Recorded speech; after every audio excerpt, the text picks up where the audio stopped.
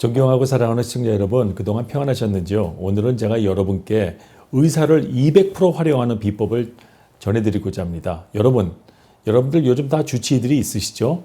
예, 병원에 자주 가시죠? 여러분들이 자주 보는 선생님들 계시죠? 예, 여러분들 병원에 가기 전에 무엇을 준비하고 가세요?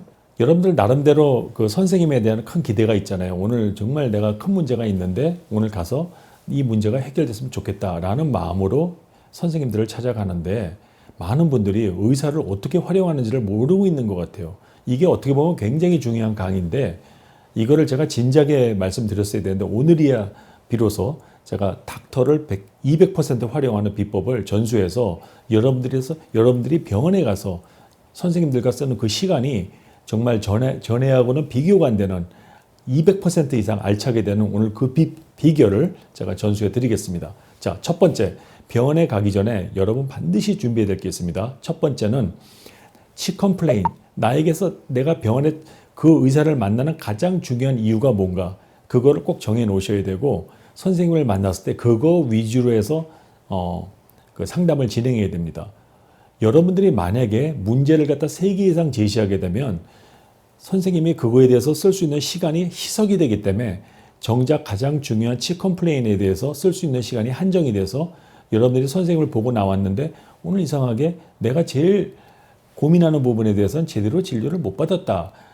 이제 그런 원망을 갖게 되는데 그 이유를 가만히 보면 와가지고 정작 중요한 거, 진짜 이건 정말 믿을 수 없는 일인지 모르지만 여러분 정말 많은 환자들이요. 제일 중요한 치컴플레인을 먼저 얘기 안 하고 덜 중요한 것부터 얘기하는 경우가 절반이 넘어요.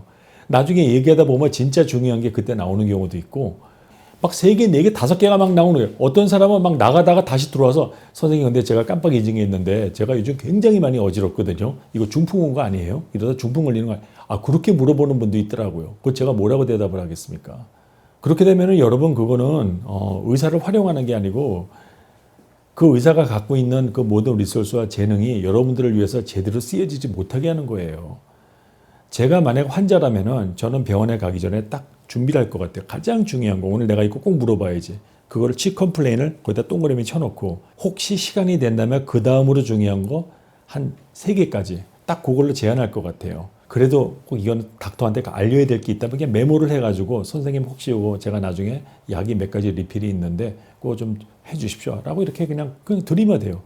그 약 리필 가지고 2분 3분 쓸 필요가 없는 거죠. 그런 거 그냥 메모해 갖고 와서 선생님 이런 거 좀 나중에 좀 시간 되실 때 해주십시오. 이렇게 하면 되는데 어떤 사람이 오자마자 뭐 약 리필이 어떻고 막 그러다가 나중에 선생님 근데 제가 요즘에 암에 걸린 것 같아요. 막 이런 얘기를 하는 분도 있어요. 너무 안타깝죠.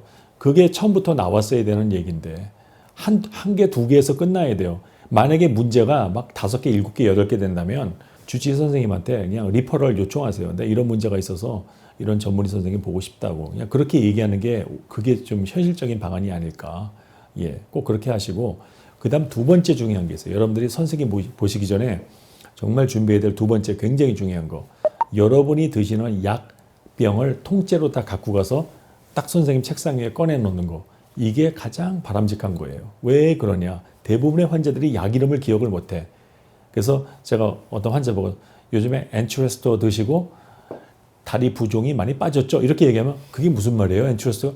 빨간색 약, 하얀색 약, 그 큰 거, 뭐 50mg, 뭐 49. 이때부터 이제 진실 게임이 시작이 되는 거야. 그러면 이제 그럼 의사는 괜히 또 말을 잘못하면 안 되니까 그 약에 대해서 이런 약이 있고 뭐 저번에 이런 걸 줘줘. 그냥 그런 걸로 2분, 3분이 날아가는 거야. 너무 아깝지 않아요, 여러분? 그냥 약병 갖고 오면 이거요. 예, 이거요. 이러면서 설명하면 환자들이 약 이름을 모르더라. 이게 바로 그런 약이었구나 하는 걸 그 순간 알 수 있는 거라고. 이게 굉장히 중요한 게 지금 미국에서 이 약에 대한 에러로 인해서 죽는 사람들이 굉장히 많대요. 이게 보면 의사의 잘못도 아니야. 환자가 잘못 알고 약을 갖다가 의사가 이거 끊은 약이야. 그런데 새로 시작한 약하고 끊은 약을 동시에 다 먹는 경우도 있고 그 의사는 분명히 이거 먹지 말라고 얘기를 하지. 근데 환자는 약 이름을 모르잖아. 물론 메모해주는 대부분 다 우리가 메모를 해주죠. 근데 환자들 그 집에 가서 다 잊어버렸어요. 그래서 도대체 뭐를 끊으라고 한 거지. 그래서 자기들이 그냥 게스트를 해가지고 그래서 새로운 약이 있고 끊는 약이 있는데 환자가 그 동시를 2개를 먹거나 아니면 어떤 사람은 요거 하나 먹고 다음에 이거 먹고 막 이런 사람도 봤고요. 이 약에 대한 문제가 지금 정말 심각한 것 같아. 이 약에서 에러가 생기면 안 되거든요. 약의 부작용도 심각하잖아요. 그러니까 여러분들이 약병을 왕창 그냥 통째로 갖고 가서 선생님 책상에 딱 꺼내놓으면 그게 제일 좋은 거고, 그게 하기 싫으면 아예 써갖고 가면 돼요. 여러분이 약 이름을 잘 못 읽잖아. 그게 무슨 말인지 모르잖아요. 그러면 영어로 그걸 그냥 그대로 베껴갖고 가서 여러분들이 만약에 이거 혈압약을 생각하면 거기다 혈압약이라고 쓰세요. 그럼 닥터가 이렇게 딱 보고선 잘못된 게 있으면 이건 혈압약이 아니고 이건 콜레스테롤 약입니다. 이렇게 얘기할 수도 있고. 그렇게 해서 여러분들이 먹는 약에 대해서 파악을 하게 되는 거고, 또 닥터는 내가 져준 약이 옳게 져준 건지 과거에 끊은 약들 제대로 끊었는지 그거 다 확인할 수 있는 거라고. 이게 굉장히 중요합니다.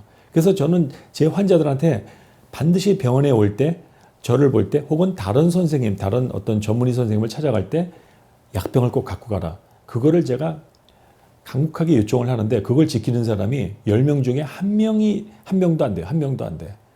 아니 도대체 무슨 약병에 무슨 금덩이가 있나? 그거 가져오는 걸 그렇게 힘들어요. 그 별로 무거운 것도 아닌데. 비타민 이런 건 안 갖고 오셔도 됩니다. 하지만 여러분들 처방약은 꼭 갖고 오셔가지고 주치의랑 같이 선생님 제가 이렇게 약을 먹고 있는데 이게 잘 된 거 맞습니까? 그리고 제가 이 약을 먹고 나서 좀 부작용이 있는 것 같아요. 직접 그 설명을 하세요. 안 그러면 여러분들이 선생님 말이에요. 그 혈압약이 좀 안 맞는 거. 그럼 혈압약이 어떤 사람도 혈압약 4개를 먹어. 그럼 도대체 어떤 혈압약을 얘기하는 건지, 뭐 이뇨제를 얘기하는 건지 모른단 말이야. 그럼 이게 대화가 어렵다는 거죠. 그래서 이거를 밝혀내기 위해서 2분, 3분, 심지어 5분까지 시간을 쓴 적도 있어. 너무 안타까운 거야. 어차피 여러분 선생님 볼 때 뭐 1시간, 2시간 보는 사람 없잖아요. 뭐 15분에서 20분 보는데 그 시간이 아깝잖아요. 그 시간을 갖다 여러분들이 100% 활용해야 되는데 그냥 쓸데없는 약 이름 진실 게임 하다가 다 가고, 뭐 파란색 약, 빨간색 약, 네모난 약, 뭐 파란 약. 너무너무 답답하더라고요. 그 세 번째. 여러분들 중에 요즘에 그 응급실에 많이 가죠. 어떤 급한 일이 생겨서. 그래서 선생님을 보시게 될 때 그 병원에서 검사한 기록을 꼭 보여주셔야 됩니다. 특히 응급실에서 퇴원할 때는 디스차지 서머리라고 그래가지고 한 뭉태기 그 종이를 주거든요. 그거를 대부분 집에 놔두고 와서 환자들이 그냥 와서 설명해. 선생님 제가 머리가 아파서 병원에 가서 뭐 피검사도 하고 뭐 다 했어요. 근데 뭐 다 괜찮다 그러네요. 그런데 뭐 몇 가지 좀 문제가 있어서 주치의 보라고 했어요. 그래서 검사 결과 가져오셨어요. 그럼 환자들이 집에 두고 왔는데요. 제가 나중에 다시 갖고 올게요, 선생님. 그러면 또 어떤 사람은 또 나중에 그걸 또 가지고 와. 그러면 그걸 또 제가 또 자세히 볼 시간이 없잖아요. 그럼 여러분 제발 선생님 보실 때 혹시 딴 데서 피 검사한 거 무슨 뭐 엑스레이 찍은 게 있으면 가능하다면 그 결과들을 꼭 확보해서 그걸 선생님한테 보여주셔야 돼요. 특히 새로 주치의를 정해서 온 분들 과거에 검사한 피 검사라든가 약 리스트 같은 거 그걸 갖고 와야 되는데 그런 거 전혀 안 갖고 온단 말이야. 심지어는요, 이런 경우도 봤어요. 선생님들 이름을 기억을 못해요. 내시경을 3번이나 했는데 그 내시경 하는 의사 이름을 모르는 경우도 있고, 어디 가면은 뭐 키가 좀 작고 뭐 얼굴이 껍슬껍슬하고 뭐 그런 선생님이 저 164가 근처에 뭐 그렇게 얘기를 하는데 도대체 164가 근처에 닥터가 얼마나 많은데 그걸 어떻게 알아요? 선생님들 이름을 전혀 기억을 못하는 거예요. 어떤 전문의 선생님을 만나고 왔는데 닥터 이름을 몰라. 보통 우리 주치의들이 어떤 전문의 선생님들한테 전화 많이 하거든요. 검사 기록 좀 보내달라고 그러고. 이 사람을 컨택할 길이 없는 거예요. 환자가 의사 이름을 모른다니까요. 의사 이름이라도 알면은 구글 치면은 전화번호 다 나오는데 의사 이름들을 몰라요. 여러분 이런 얘기 들으면 이게 진짜 실화냐 그러는데 정말이라니까요. 어떤 사람은요, 닥터를 10년 동안 봤는데도 그 라스트 네임만 알지 그 퍼스트 네임을 모르는 경우도 있더라고요. 예. 어떤 경우는 김, 박, 이것도 헷갈리는 사람도 봤고요. 그 다음으로 중요한 거. 여러분 제발 병원 가실 때 급한 일하고 같이 이렇게 가까이 약속하지 마세요. 사실 병원에 가다 보면 여러분 사실 이게 무슨 레스토랑이 아니잖아. 예를 들어서 환자가 오늘 10명이 왔는데 그 중에 한 명이 갑자기 암 진단 받은 거야. 그 환자 5분 진료할 수 없잖아요. 그럼 그런 사람 만나면은 그거 다 대답해줘요. 그럼 30분, 40분 걸려. 그럼 원래 그 사람이 15분 쓸 줄 알았는데 30분을 쓴 거야. 그러면 다 밀린단 말이야. 그러다 보면 병원에 와서 오래 기다리는 일이 생기는데 마침 우리 딸 오늘 약혼식이 있다. 하필 왜 그런 날 왜 또 병원을 와. 좀 다른 날 하지. 그 중요한 그 해가지고 막 와가지고 그냥 푸시를 하고 이건 늦으면 큰일 난다. 그러면 저도 불안해가지고 집중이 안 돼 진짜. 그래서 제발 여러분 하나뿐인 몸을 위해서 선생님 보러 가는 날 좀 급한 일 없는 날 좀 넉넉하게 좀 시간을 좀 이렇게 확보해서 가세요. 그냥 가가지고 그 시간 안에 모든 걸 다 해야 되고 그냥 5분 늦었다고 앞에서 난리 나고 그러면은요. 주위에 있는 환자들도 다 무섭고 제발 그 약속을 좀 여유 있게 해서 좀 한두 시간 오늘 그냥 병원 가서 어차피 두세 시간 쓴다라는 마음으로 가셨으면 참 좋겠고요. 네 가지, 그걸 꼭 기억하세요. 선생님 보러 가기 전에 제일 중요한 거 꼭 적어갖고 갖고 가고 절대 3개 이상 문제 물어보지 마시고, 많이 물어볼수록 여러분 손해입니다. 그리고 덜 중요한 건 메모에다 써갖고 와서 선생님한테 나중에 시간 있을 때 보십시오. 이렇게 하는 그 전략을 쓰시라 그랬고, 두 번째, 약병을 꼭 갖고 가시라. 약병을 갖고 가서 선생님한테 약병을 먼저 책상 위에 딱 꺼내놓고 대화를 해야 됩니다. 그다음 세 번째, 응급실에 갔거나 병원에 입원해서 퇴원하신 분들 아니면 다른 병원 다니시다가 새로 주치를 바꾼 경우에 과거의 검사한 기록들 반드시 선생님께 보여주시고 그래야지만 많은 시간을 우리가 절약할 수가 있고, 네 번째, 여러분들이 정말 바쁜 스케줄이 있는 그런 날은 병원 가는 날하고 겹쳐지지 않게 하시라는 거. 좀 여유 있게 가라는 거. 병원에 가면 항상 예기치 못한 환자들이 있기 때문에 꼭 그 시간대로 안 된다는 거. 때로는 1시간 막 심지어는 막 2시간까지 지체되는 경우도 있다는 거. 그런 점들을 여러분들께서 이해하시고 주치의를 활용하시면은 여러분들 아마 굉장히 놀랄 겁니다. 진작 이렇게 했어야 되는다는 생각이 들고. 한 가지 제가 더 추가할게요. 혈압이나 당뇨 있는 분들 반드시 집에서 혈압, 당뇨 측정한 거 그 기록지 갖고 가세요. 많은 분들이 병원에서 혈압을 재면 막 180, 200 이렇게 나오는데 집에서는 120밖에 안 나와.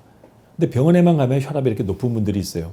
그럼 선생님이 그걸 보고 혈압약을 올리는 경우가 있단 말이야. 그런데 집에서는 120이야. 그래서 혈압약을 올리고 나니까 집에 가면 또 저혈압이야. 이게 굉장히 많습니다. 그래서 혈압약 드시는 분들 집에서 혈압 잰 거 반드시 갖고 가셔야 됩니다. 이거 굉장히 중요하고, 그리고 당뇨 환자들은 집에서 혈당 기록한 거, 아침 공복 혈당 기록한 거 꼭 가지고 가세요. 병원에 와가지고 한번 혈당 잰 거 가지고 당뇨가 잘 조절되니 안 되니 이렇게 말하기가 어려운 경우가 많다는 거죠. 여러분 주치의를 200%, 300% 활용하는 그런 날이 될 수 있다는 겁니다. 여러분 오늘도 제 강의가 여러분 인생에 15%라도 도움이 됐다면 꼭 좋아요와 구독을 눌러주시기 바랍니다. 감사합니다, 여러분.